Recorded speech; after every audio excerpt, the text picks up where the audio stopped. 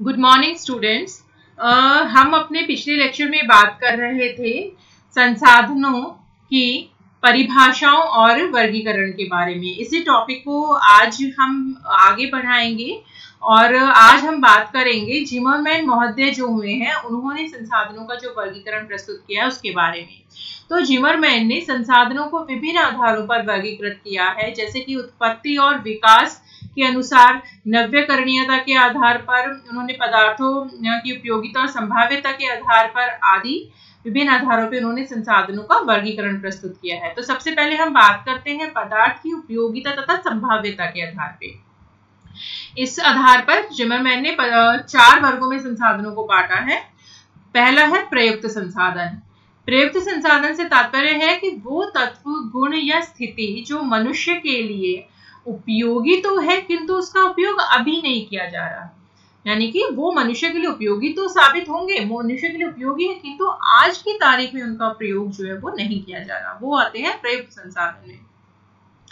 प्रयोजनीय वह तत्व जिसे वर्तमान ज्ञान और तकनीकी के आधार पर निकट भविष्य में भी उपयोग में नहीं लाया जा सकता, यानी कि आज की जो मनुष्य के तकनीकी ज्ञान और प्राविधिकी ज्ञान है उसके आधार पर भी इन तत्वों को, संसाधनों को भविष्य में भी मनुष्य के लिए उपयोग में नहीं लाया जा सकता।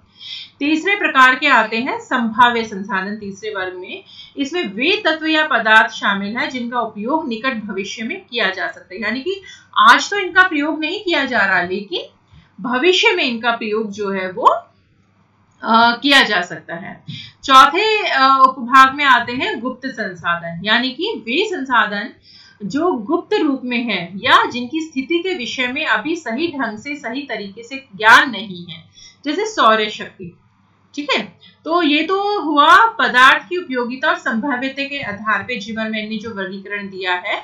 अब अगर हम देखें धरातल पर संसाधन उपलब्धता के आधार पे जिमरमैन ने जो संसाधनों का वर्गीकरण किया है, तो इसमें पहला उपभाग उन्होंने बताया है सर्वत्र उपलब्ध संसाधन, यानी कि जो संसाधन सभी जगह पे समान मात्रा में उपलब्ध है, जैसे कि वायु, सूर्य, जल, वायु, सूर्य प्रकाश आदि। ठीक है, तो वायु जो है वो सर्वत्र समान मात्रा में उपलब्ध है।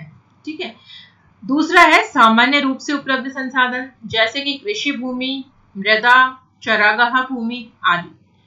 फिर तीसरा आता है इसमें सीमित उपलब्धता वाले संसाधन, यानी कि जो सीमित मात्रा में उपलब्ध है, कुछ स्थानों पर उपलब्ध है, जैसे यूरेनियम, सोना। ठीक है, सभी जगह पे नहीं मिलता लेकिन कुछ निश्चित सीमित क्षेत्र है जहां पर ये संसाधन जो है वो मिलते हैं।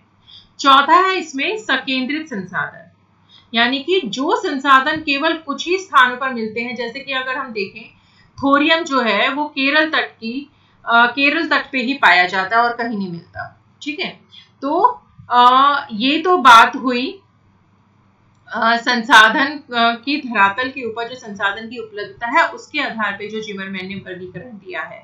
अब हम बात करते हैं उत्पत्ति और विकास के अनुसार जो वर्गीकरण है जिमरमैन ने बताया है इनके बारे में। तो उत्पत्ति और विकास के आधार पे संसाधनों को 2 वर्गों में बांटा जाता है, प्राकृतिक संसाधन और मानवीय संसाधन।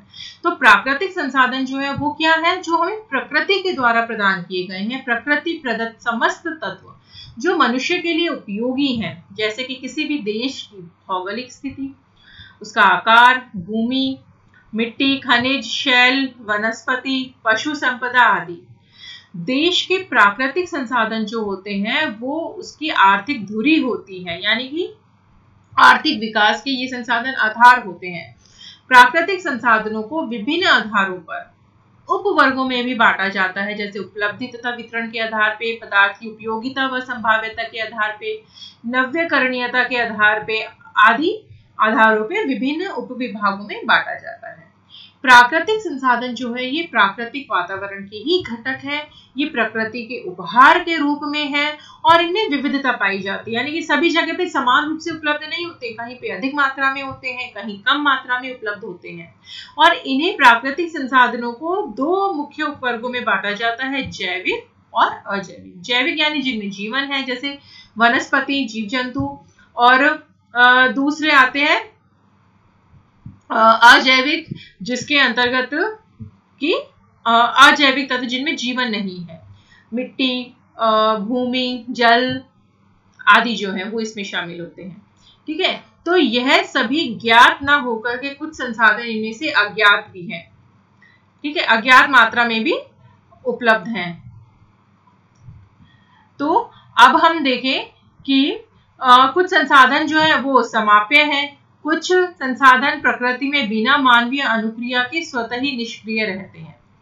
इसके बाद मानवीय संसाधन जो है, मानव संसाधन जो है उसके अंतर्गत आते हैं संस्कृति का निर्माता मनुष्य जो है वो स्वयं एक बहुत ही शक्तिशाली संसाधन है, जो प्राकृतिक तत्वों को अपने ज्ञान और अपने कौशल, अपने सामर्थ्य के विकास के द्वारा वो उन संसाधन के रूप में प्राकृतिक तत्वों का उपयोग करता है, और वह संसाधनों का निर्माता भी है और उपभोक्ता भी है। यानी कि मनुष्य जो है वो स्वयं भी संसाधन है और वो विभिन्न तत्वों को अपने ज्ञान द्वारा उपयोग करके उनको संसाधन भी बनाता है। तो वो संसाधन का निर्माता भी है और उपभोक्ता भी। वो उन संसाधनों का, जिसे उसने प्राकृतिक तत्वों को उसने संसाधन का रूप दिया, उन संसाधनों का उपयोग कौन करता है? वो भी मनुष्य ही करता है। तो इसलिए कहा जाता है कि मनुष्य जो है वो संसाधनों का निर्माता भी है और उपभोक्ता भी है, जो एक भौगोलिक कारक व संसाधन के रूप में भी है। किसी निश्चित क्षेत्र में रहने वाला मानव यानी कि जनसंख्या, उसकी शारीरिक मानसिक क्षमता, उसका स्वास्थ्य, उसके जनसंख्या के सामाजिक, आर्थिक, सांस्कृतिक, राजनीतिक संगठन, उसके वैज्ञानिक तकनीकी स्थिति, ये सब जो है वो मानव संसाधन के अंतर्गत शामिल होते हैं। अब मनुष्य का ज्ञान जो है वो ही सबसे बड़ा संसाधन है, क्योंकि वही किसी भी तत्व को मनुष्य के लिए उपयोगी बनाता है।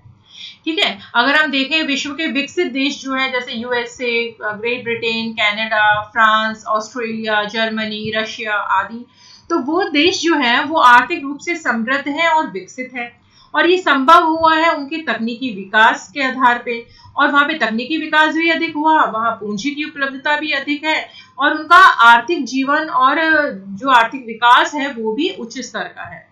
तो यह सब मानव संसाधन के विकास का ही परिणाम है उन विकसित देशों में। ठीक है, और वह सभी प्राकृतिक, मानवीय और सांस्कृतिक संसाधन कहलाते हैं, जो कि मनुष्य के द्वारा जो संसाधन जो मनुष्य के कार्यों और प्रयत्नों के परिणाम होते हैं, वे सभी सांस्कृतिक या मानवीय संसाधन कहलाते हैं। जैसे कि घर का निर्माण करना, गांव, नगर, सड़कें, रेल मार्ग, सड़क मार्ग, नहरें, पुल, वाहन आदि जो मनुष्य बनाता है, बाग बगीचे, वो सब मानवीय संसाधनों के अंतर्गत आते हैं। तो किसी भी देश में तकनीकी विकास, सामाजिक और आर्थिक विचारधारा, सांस्कृतिक और राजनीतिक दशाएं आदि जो अमूर्त कारक हैं, वो सभी मानव संसाधनों की श्रेणी के अंतर्गत आते हैं। ठीक है, तो ये तो बात हुई संसाधनों को उनकी उत्पत्ति के विकास के आधार पर जिमरमैन ने दो वर्गों में बांटा है, प्राकृतिक संसाधन और मानवीय संसाधन की।